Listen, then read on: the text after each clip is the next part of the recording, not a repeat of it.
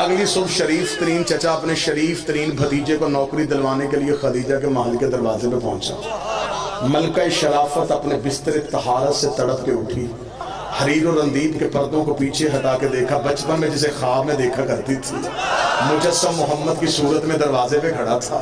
Be be نے نوکروں کی line لگی ہوئی میں سے ایک نوکر کو اٹھایا، نام اس کا میسرہ تھا۔ بی بی دیکھ میسرہ اٹھ جا، یہ ہے سردار ابو طالب، یہ ہے اس کا بیٹا، اس نے آج رات قافلے میں ساتھ جانا ہے۔ میسرہ تیرا صرف ایک ہی کام ہے، نہ تو نے بوری اٹھانی ہے، نہ تو نے بوری رکھنی ہے، نہ تو نے مال بیچنا ہے، نہ تو نے نفع گننا ہے، نہ تو نے نقصان کا کوئی خطرہ ہونا چاہیے۔ میسرہ تو نے کوئی تجارت کا کام نہیں کرنا۔ بی بی پھر میں نے کرنا کیا ہے؟ بی بی کہتے تیرا صرف ایک ہی کام ہے، ذمہ داری میں تجھے دے کے بھیج رہی ہوں، تو نے اس محمد کے پیچھے سایہ بن کے رہنا ہے، اس محمد کے پیچھے سایہ بن کے رہنا ہے۔ مجھے واپس آ کے بتانا ہے اس کا اٹھنا کیسا ہے، اس کا بیٹھنا کیسا ہے، اس کا سونا کیسا ہے، اس کا جاگنا کیسا ہے، اس کا چلنا کیسا ہے، اس کے چلنے کے طریقے کیا ہیں، اس کے کھانے کے سلیقے کیا ہیں، اس کے پہننے کے آداب کیا ہیں، اس کے بولنے کا طریقہ کیا ہے۔ میسرہ سایہ بن کے پیچھے چلے جا۔ میسرہ نے ایک نظر پیغمبر کو دیکھا، پھر بی بی کو دیکھا، پھر پیغمبر کو دیکھا، پھر بی بی کو دیکھا، بی بی اس کا سایہ بنا رہی ہے، اس کا تو اپنا سایہ ہی کوئی نہیں۔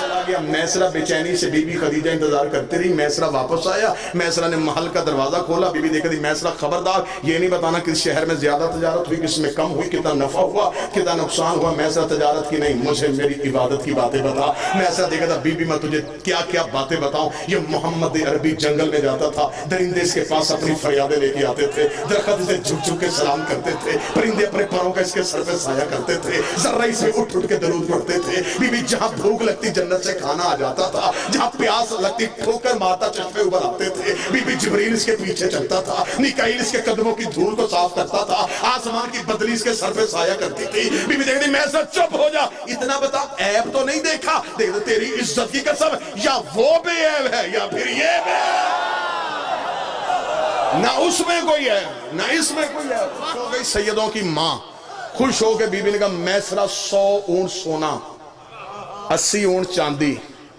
یمن کی ساری جائیداد تیری۔ 100 اونٹ سونا، 80 اونٹ چاندی، یمن کی ساری جائیداد تیری۔ جتنا چپ مجمع ہوا اتنا ہی میسرہ ہو گیا۔ اس نے کہا 100 اونٹ سونا، 80 اونٹ چاندی، یمن کی ساری جائیداد۔ بی بی کیوں؟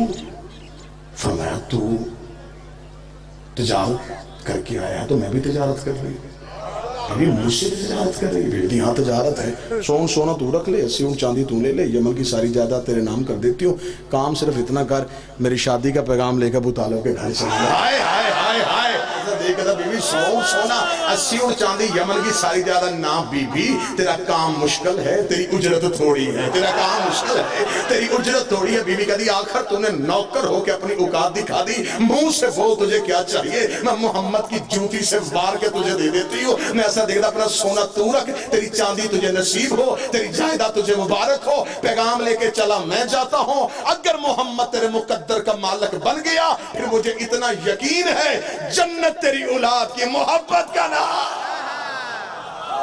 مجھے کیا ضرورت ہے میں سونا لوں، مجھے کیا ضرورت ہے میں چاندی لوں؟ وعدہ کر بی بی جنت کا ہو گیا، جنت کا چلا گیا۔ میسرہ یہ پیغام بی بی نے بھیجا؟ ہاں ہاں بی بی نے بھیجا۔ اگر پیغام نبی بھیجتے آج مولوی بھونک دیتا، مالدار جو تھی، اسلام کو پیسے کی ضرورت تھی، عرب کی شہزادی کو شادی کا پیغام بھیج دیا، مولوی دوسرا راہ نکال دیتا۔ مالدار عورت کو شادی کا پیغام بھیجنا نبی کی سنت ہے۔ خدا نے کہا نا خدیجہ، نا خدیجہ، میں اپنے نبی کے کردار پہ تہمت برداشت نہیں کرتا، تو پیغام بھیج، تو پیغام تو بھیج دے۔